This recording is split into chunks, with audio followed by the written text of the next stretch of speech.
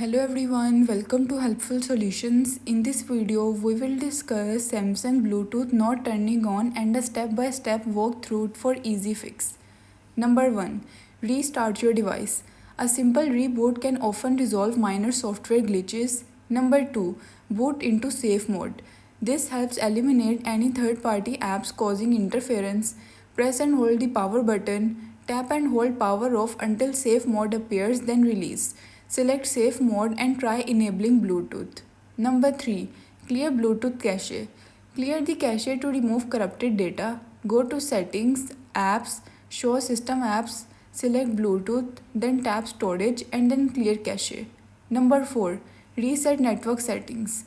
Resetting network settings will reset Wi-Fi and Bluetooth.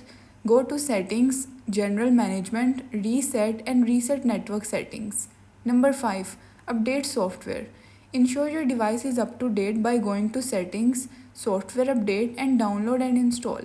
Thanks for watching.